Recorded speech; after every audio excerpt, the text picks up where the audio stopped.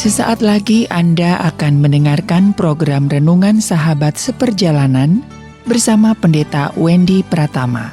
Selamat mendengarkan.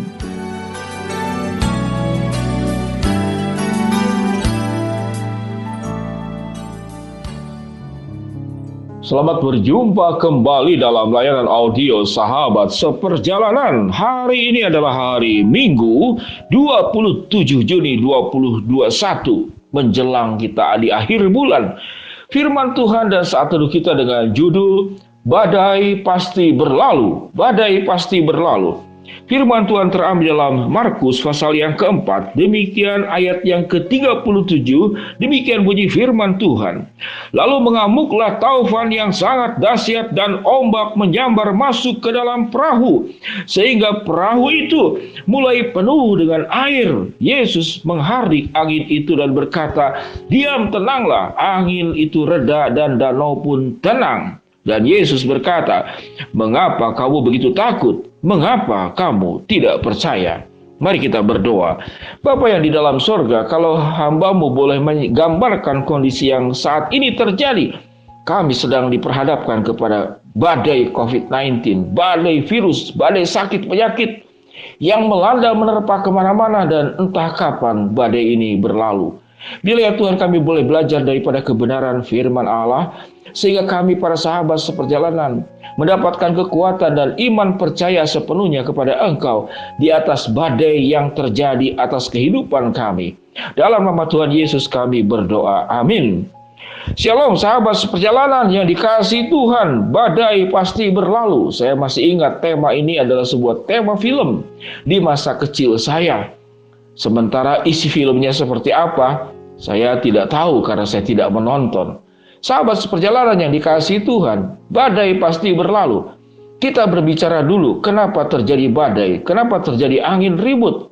Kenapa terjadi puting beliung? Kenapa terjadi taufan? Kenapa terjadi angin silikon? Itu nama-nama daripada badai. Secara kondisi fisika dan meteorologi, badai itu terjadi karena ada ketidakseimbangan. Ketidakseimbangan apa? Ketidakseimbangan suhu dingin dan suhu panas. Suhu panas akan mengejar daerah yang suhunya dingin. Selama tidak terjadi keseimbangan suhu di berbagai tempat, maka selalu akan ada angin yang bertiup. Tatkala suhunya semakin ekstrim antara dingin dan panas, maka anginnya itu akan semakin kencang. Kekuatan daripada badai, kekuatan daripada angin taufan, angin silikon, itu dikatakan bahkan bisa mencabut pohon sampai kepada akar-akarnya.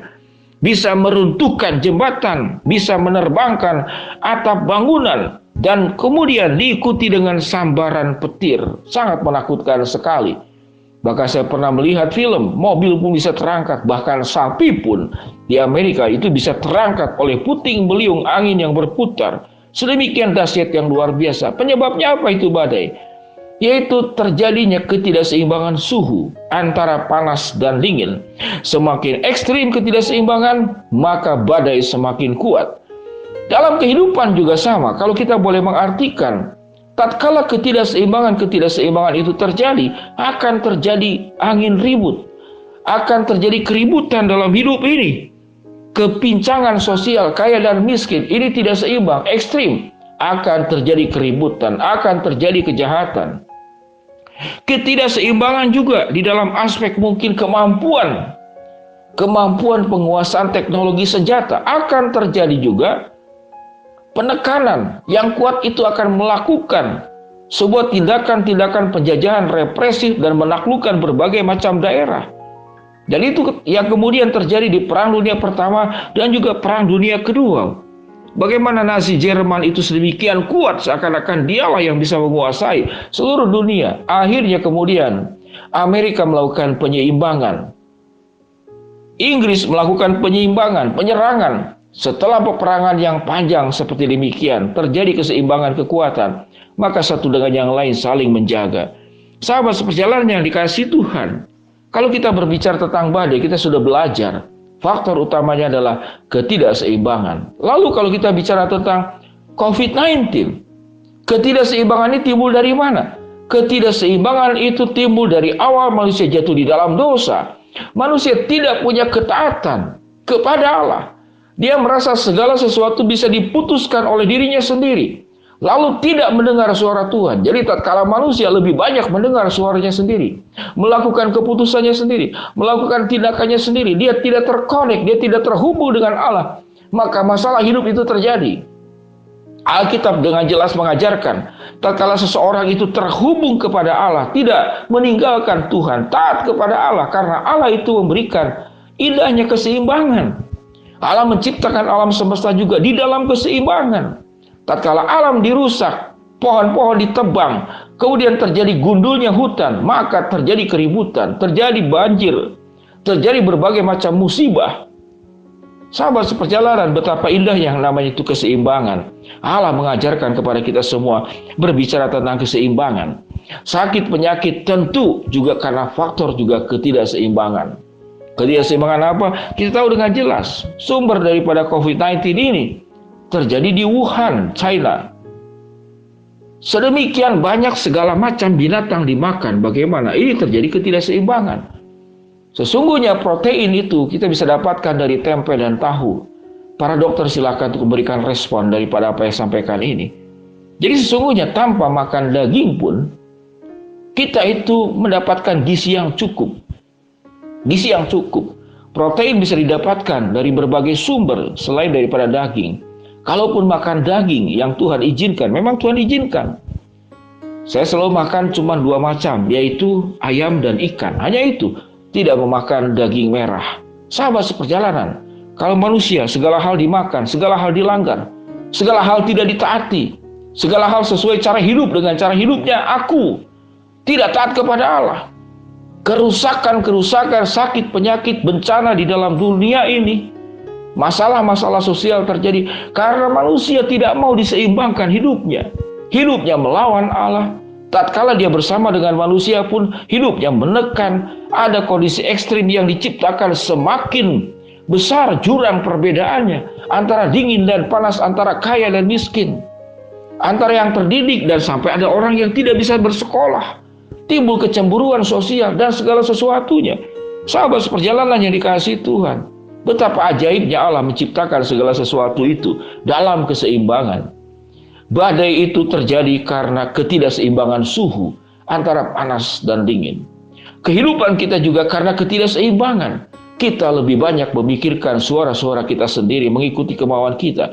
Kita tidak mau mendengar suara Tuhan. Di sanalah musibah terjadi.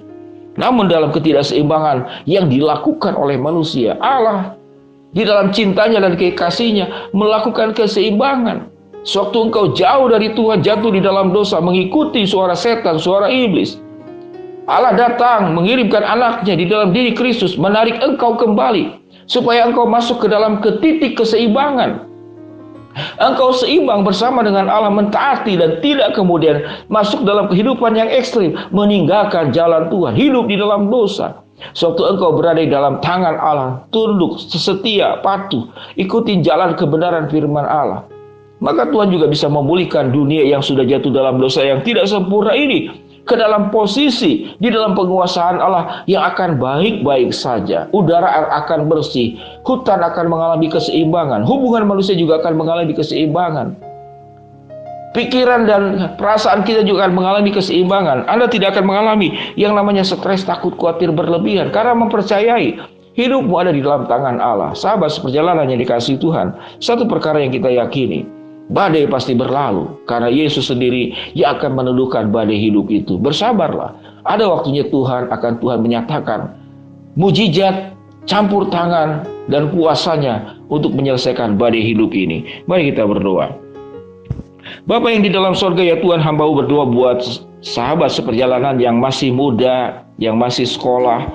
Kedua anak ini punya pengalaman yang sama, ditinggal oleh ayahnya dan merasakan keterpisahan yang luar biasa karena rumah tangga di mana papa mamanya berpisah dan bercerai. Anak ini merindukan untuk bertemu dengan papanya, namun tidak terhubung dengan papanya. Biarlah bisa untuk menerima kenyataan ini dan bergantung kepada Allah.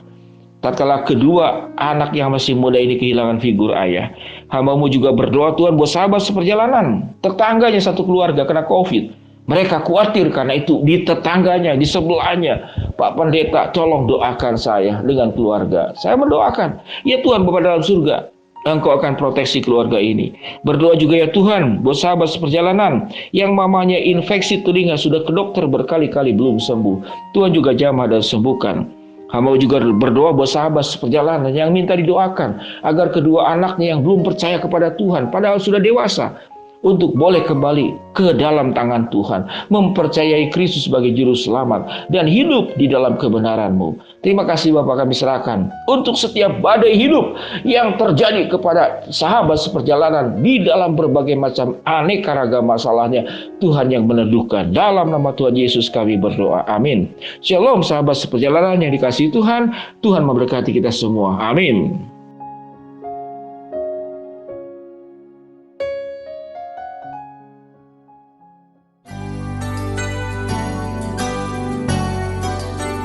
Anda baru saja mendengarkan program Renungan Sahabat Seperjalanan bersama Pendeta Wendy Pratama. Terima kasih atas perhatian Anda. Tuhan Yesus memberkati.